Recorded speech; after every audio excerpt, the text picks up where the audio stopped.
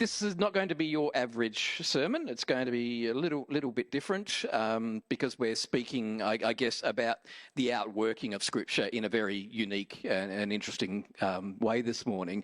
A little bit hard to read, so I will read that out. But in Psalm 10 it says, "In his arrogance, the wicked man hunts down the weak, who are caught in the schemes he devises. He lies in wait near the villages. His eyes watch in secret for his victims. Like a lion in cover, he lies in wait to catch the helpless. He catches the helpless and drags them off in his net." Now that feels pretty dark. And that was written thousands of years ago, but it feels incredibly relevant to today. And why I say that is I'm just going to show you some of the things that I think are the modern day representation of that. This is a village that I visited back in 2009 when I was working with World Vision. This whole village existed. You can see straight away the poverty in there, the brokenness of this village. There are power lines going in, but honestly, I saw no evidence of any electricity in that village. The other main threat was dirty water. So these guys were dealing with a lot of gastroenteritis and sickness. The reason I've taken this photo is there was one main reason why this village was geographically or physically located where it is. There is a clue in the photo, and that's the hill in the background. That's not natural. It's the reason why this village was set up here. What do you think that hill is? It's a rubbish tip. And when you get the other side of that, it looks like that. And I wish just for a moment I could bring that smell into the room. It was insane. We pulled up in this four-wheel drive, and my wife and I was with me, and we got out of the car, and she just got straight back in the car, shut all the doors and windows. I said, "Yeah, no." And I'm like, "No, I get that." I think part of it was because it's in Cambodia. Very humid country, so they often get the same sort of temperatures that we get, but at a much higher degree of humidity. So everything felt wet, everything was rotting, and it was like a physical force hit you when you got out of that car. And yet, as we drove through, I stopped the driver because I saw this. I saw this little boy. Didn't see him at first, and it was like a gut punch. I said, "What's this boy looking for?" They said, "He's looking for food." I don't know about you, but that's the last place I'd be looking for food. He said if he can't find anything to eat, he will look for something he can sell to buy food. Can you imagine the level of desperation that this kid is facing every day? This is not a one-off event. This is an everyday occurrence. This is happening on our planet as we speak. Now, this was obviously a while ago, but not a lot has changed. As hard as that was, I think I found this one even more confronting. This is a 13-year-old girl.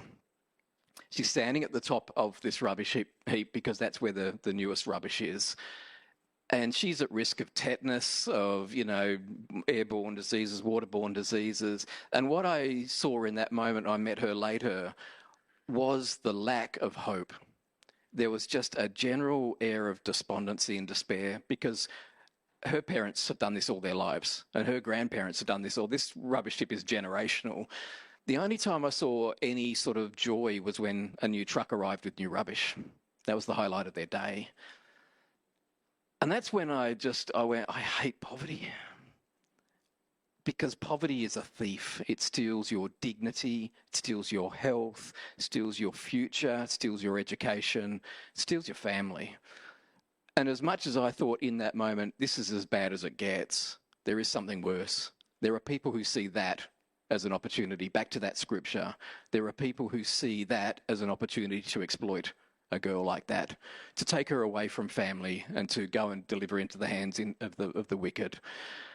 So I had the opportunity earlier this year, and I did share a little bit. It's going to be a little bit of overlap with what I shared last time, but I let that serve as a reminder, but we will move it forward. This is a border between Nepal and India. For those that heard last time, this is one of the biggest human trafficking routes on the planet.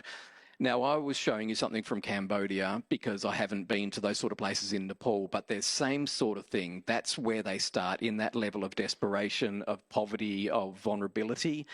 So by the time we get to a border like this, there are people crossing that border openly without being checked for ID. There are often police officers or military there. You can see one in the picture there.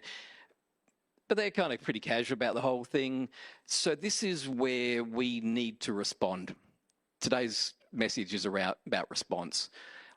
We are at a place where this is a critical juncture. Up to 25,000 women and children are trafficked across that border into India every year. So we need to be there. So I just captured a moment when I was at that border, just to bring it into the room a little bit. As you can see, just behind me, you can see the big gates over there. The other side of that is India. I'm on the Nepalese side at the moment, and what we have over here, I'm just going to take you up the street here. We do actually have a border crossing station here with our partners, us in. But you'll see our signage here as well. That's in behind me there. There's a couple of girls being interviewed at the moment. The police have been contacted because there is something actually happening as we speak. There has been a couple of girls that were intercepted going into India, and they are their stories haven't held up. It's not safe for them to go there, so the girls here are speaking on their behalf and trying to glean some information about how to best deal with this situation. And as I said, the police have been called. So you can sense the sort of confusion that was happening there, the honking horns, the busyness of the moment. What we discovered afterwards was there was an older woman with a younger girl, and she was escorting this girl to the border. They'd come from quite rural Nepal. What we discovered because their stories weren't lining up as you heard there, so we actually referred the older woman to the police, and the police stepped in. We took the younger girl off to one of our emergency shelters, and we were able to interview her there. And we discovered that the older woman had already sold the girl. The transaction had happened. There was an Indian guy waiting on the border for her. So thank God we were there. We were right in the right place at the right time to intervene and to stop that happening. So why are they being trafficked? This is the unfortunate reality, obviously, for the brothels, labour trafficking, so sweatshops and dangerous working environments, street begging, which is more of a sort of a mafia style thing where the girls and the younger kids are working the markets, but all the money goes back to a centralised person behind the scenes so they don't really get the benefit of that. And that bottom one's obviously quite disturbing. They're after their kidneys and organs. They're seen as the younger, the better. That's happening on our watch. The wicked man says to himself, God will never notice. He covers his face and never sees. But you know what? God does notice. God hears, what have I done? God hears the desires of the afflicted. How do I know that? Because he's bringing it to the attention of Christians. He's bringing it to the attention of people like myself 17 odd years ago. I know that God cares about this because he's dropped it into my heart. And I've met people. I've met a guy from Cairns who was an electrician who's now running Destiny Rescue that's going in and rescuing thousands of kids out of the sex trade.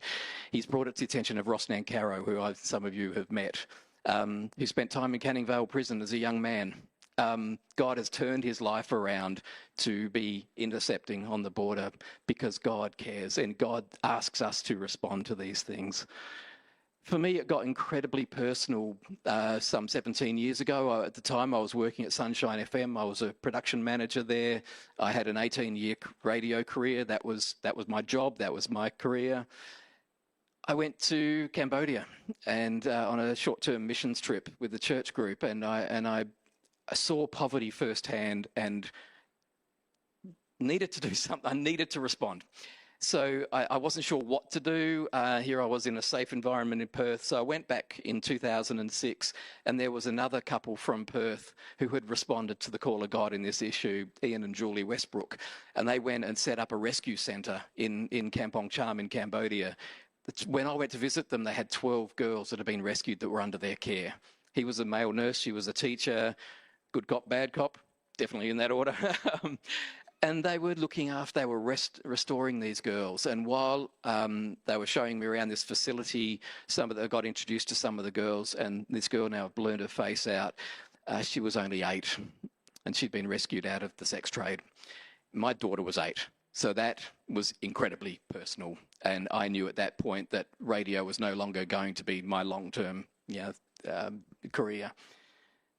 When it gets personal, God will take you to places you've never dreamed of doing. This one was very much within reach. This is the streets of Perth.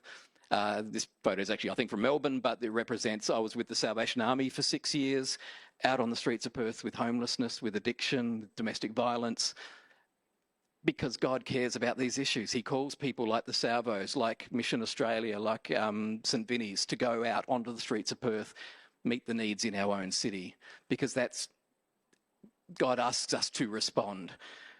This one here, let's throw back to that initial rubbish tip. This was that same village. World Vision were there. I was part of World Vision at the time. What we were doing in that village, not me personally, but World Vision staff, was negotiating with the local elders in that village.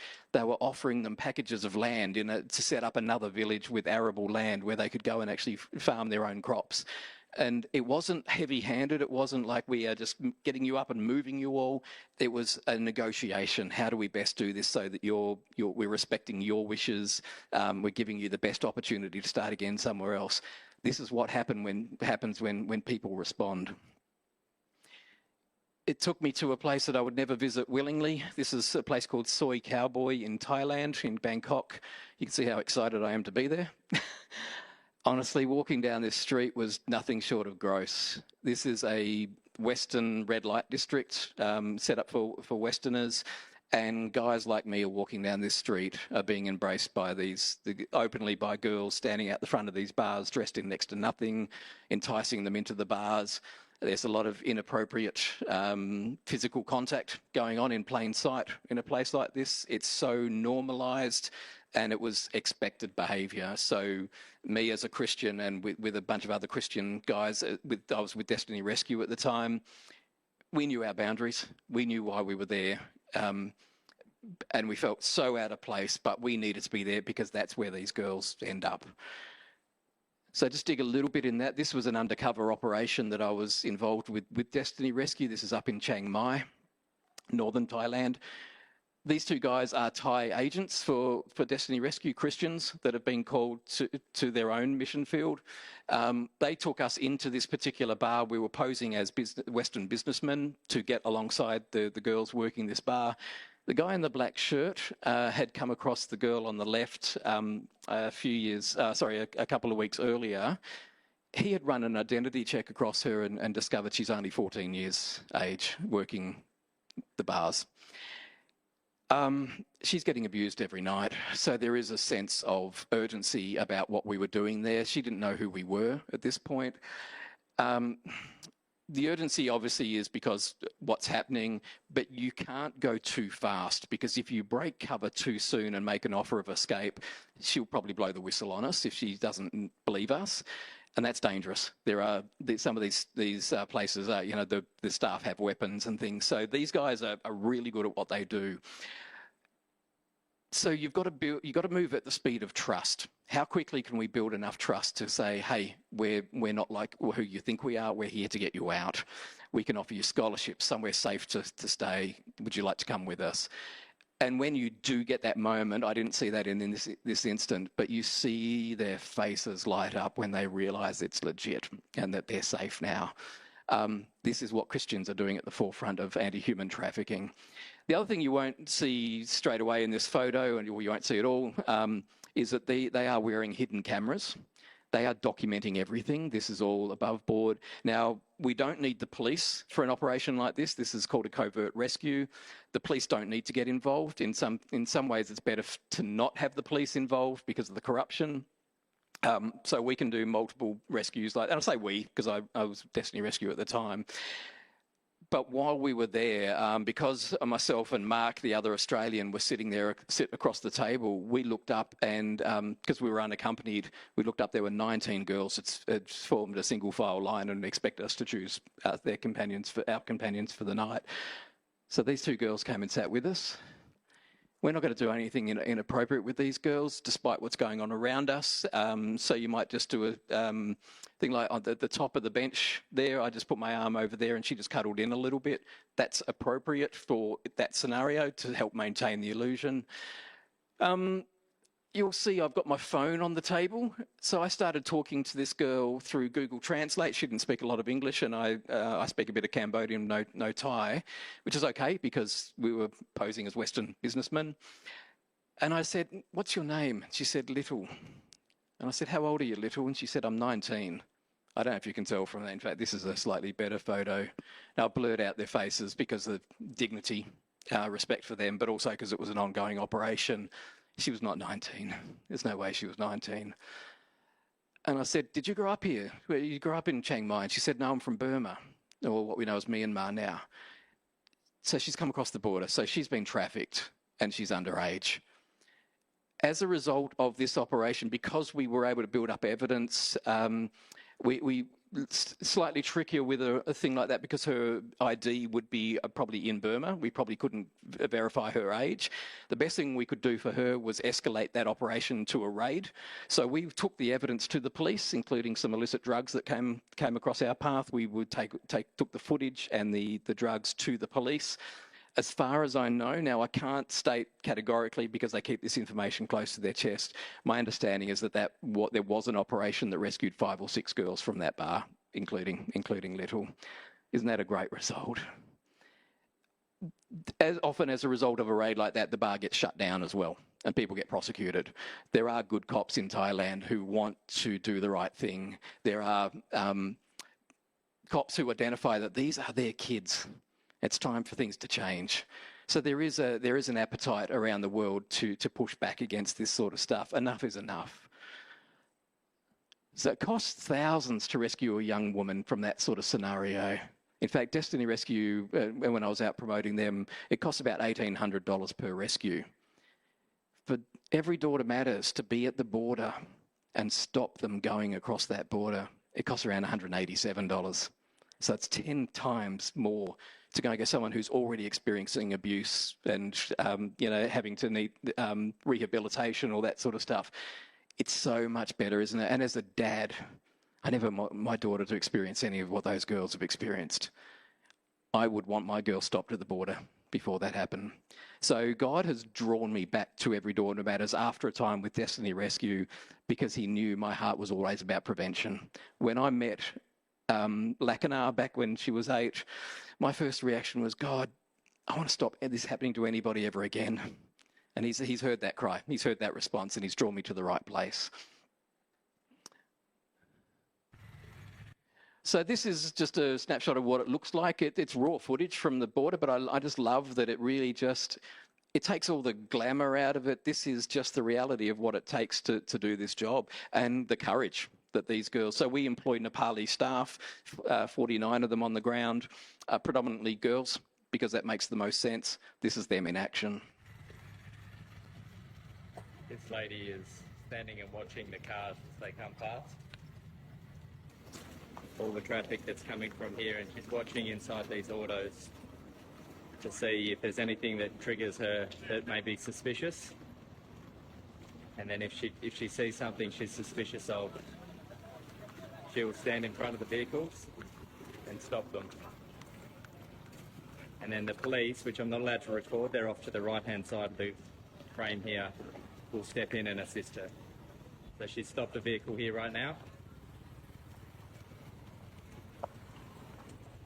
It's a quick question, it might be nothing, it might be something important.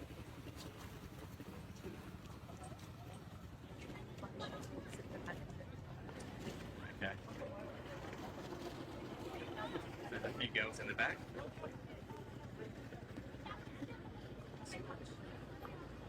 Yep. I've got to stop because the police might come over.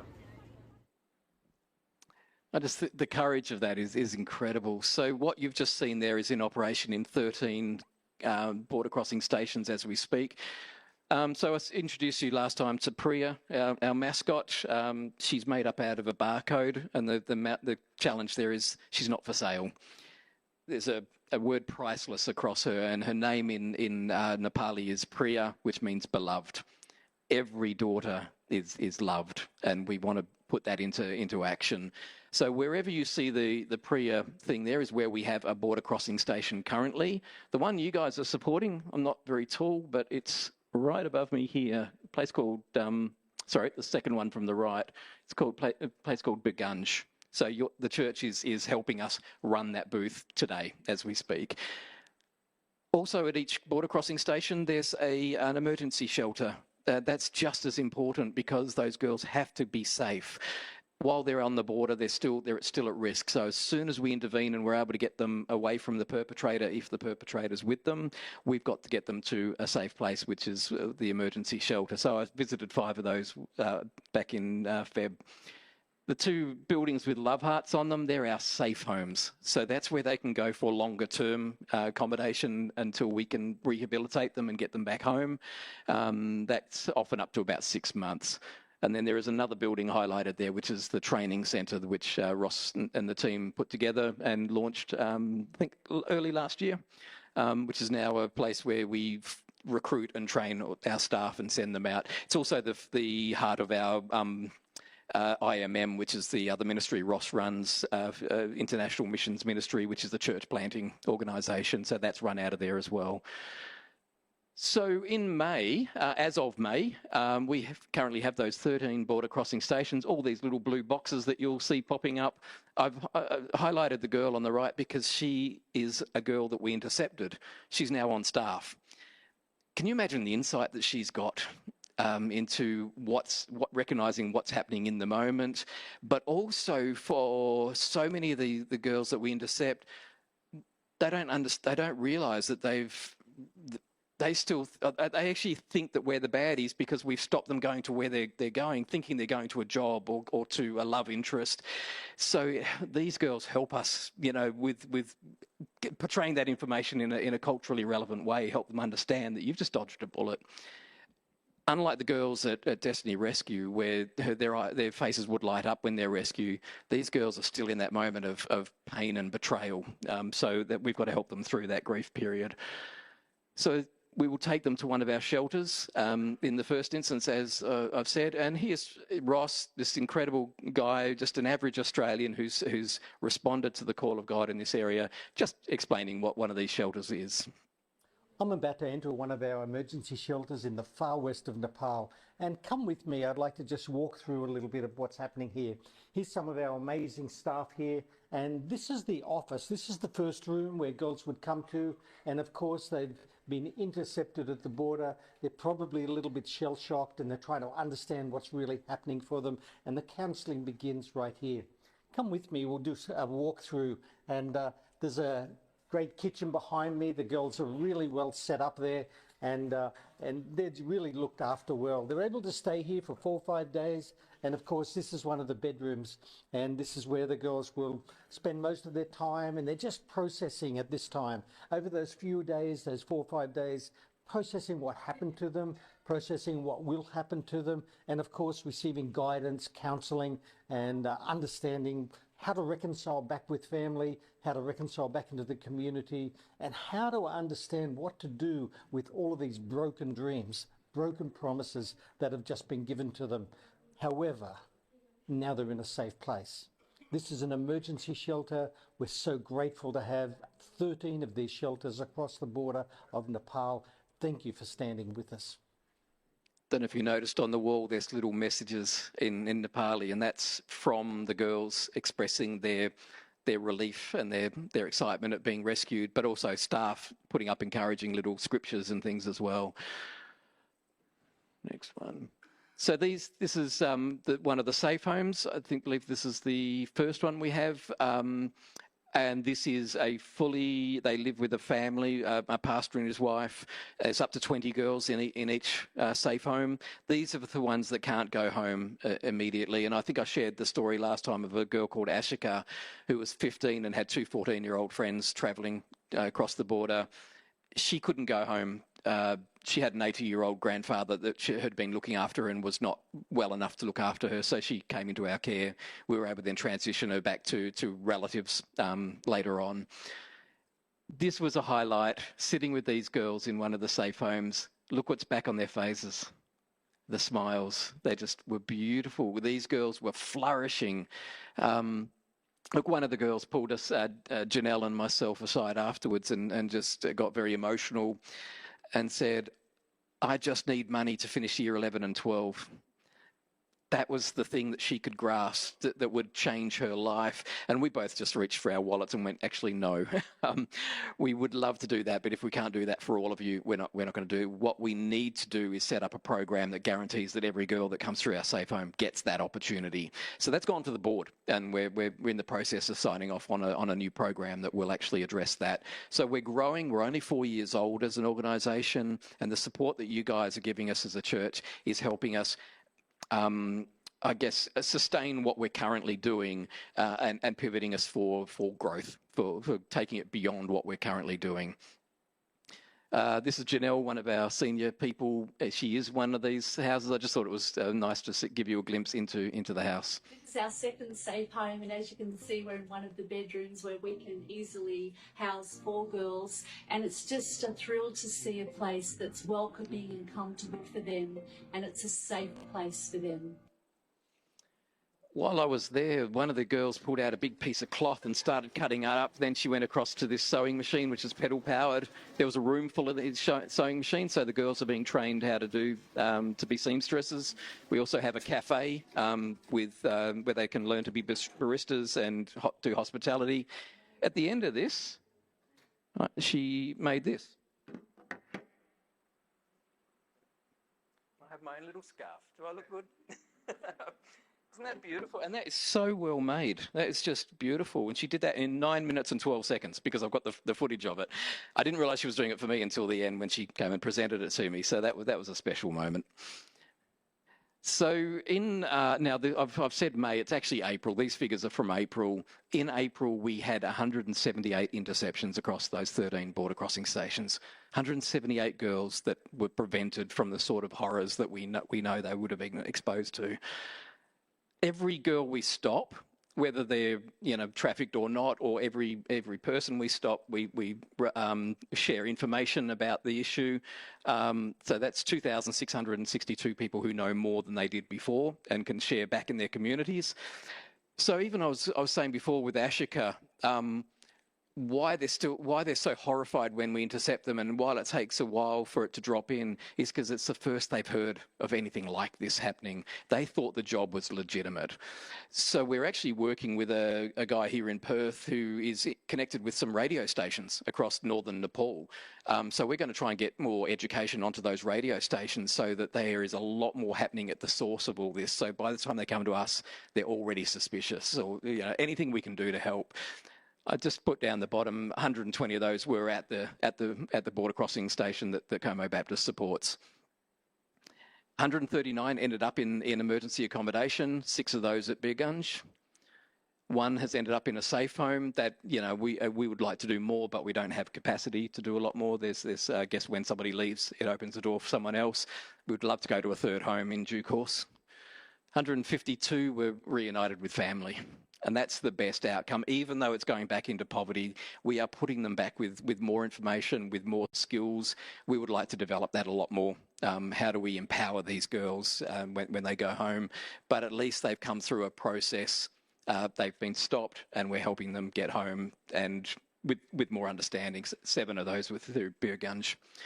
175 were transferred to police. The police are getting more serious about this as we go. That's thank God. The tide is turning on that. They are taking more authority in these areas. And yeah, you've heard that we threw that figure out, 187 before. Please pray for the schools program that I run, because I am actually going out into schools. I'm at CBC Freo on Tuesday to go and speak to the Year 11s. And I want to challenge them. It costs us $187, or let's dumb it down, $180 to turn a life around. That is what a great synergy that is. So my challenge to CBC, could you rescue 10 kids, $1,800? Could you do a fundraiser? Could you do 20? Like CBC, you could do a lot more, but there's other charities they support. But that's the project. We're going live with that at the moment. Within the next week or so, we believe that'll be on the website as a newly launched school program that I'll be taking out, particularly in Perth. So each booth, and including the one that you guys support, it costs us about $1,427 to run that for a month. The outcome of which, and I threw up some of the figures for April, which I think were a bit higher than what we're seeing there. So yeah, that's what it covers. So 8 girls intercepted on average per booth, 3 counsellors, wages paid, 227 people educated about human trafficking, and 7 girls given emergency shelter accommodation. Yeah, it was definitely more than that. So, but that's an average across the booth. I think those figures need to be revised. We had a record month in April, so we're definitely on the right track. So response. God has heard the cry of the afflicted.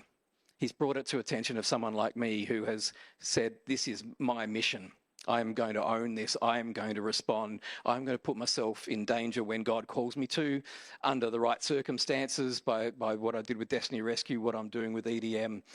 So I guess my challenge is how do you respond to this? Knowing the church is already supporting our work, is God calling you personally to do something? I've got a table set up in the back area. Happy to have a chat with you afterwards. If you'd like to come on as an interception partner, we love that. Even for, I mean, $10 feels a bit low, but even for $10 a month, what that empowers us to do is know that money is going to keep, if that keeps coming, we go, oh, at some point we can open a new safe house. We can open a new border crossing station. It's the regularity of it that really counts. So if you'd like to become an interception partner, please come and see me. If you're just called to prayer, don't undervalue that. That's amazing. These girls are at risk on those borders. They need prayer support. They are stepping into traffic and stopping potential human traffickers. Now, the police are there, but God's bigger than the police, so we need God on team here. So please pray into that, pray into the interceptions, into the post-rescue, emergency, immediate post-rescue, and then the rehabilitation for those that can't go home. We need prayer support for all that. And to be a little bit selfish, can you pray for people like myself and Ross and Janelle who are out there carrying this message? We carry the weight of this. I came a long time ago, I said to God, I'm never going to phone this in. I'm going to own this. I'm going to get out. Every time I speak, I'm going to speak with that conviction and the authenticity that I have. But I will leave results to you because that's all I can do. So, pray for us as we carry this, that we don't get tired, that we keep delivering the best way that we know how. Guys, can I just pray for all that? Thank you. Father, thank you that you have heard the cry of the afflicted. Thank you that you have brought that to the attention of just average people who have said, yes, Lord, we will stand in the gap for these kids. We will put ourselves at risk for these kids. Thank you for those here in Australia that stand in financial support and prayer support for the work that is being done. Not everyone's called to the front lines of these things, but everyone can support it in prayer or financially. Father, thank you for what has already come out of this special place. The seeds that have been sown in Como Baptist are being felt around the world, not just through Every Daughter Matters, through the other ministries that are being supported by the girls doing the walk, the sponsored walk. Father, thank you for what's already been empowered, for those lives that have already been touched by the finances coming out of and the prayer support coming out of this church. Father, I pray for the Missions Month, that people are led to give responsibly and faithfully, and that it's between you and them as to how much that is. So, Father, thank you for the opportunity and the trust to come back and share this message today with these guys. Over to you, Ben. Thank you.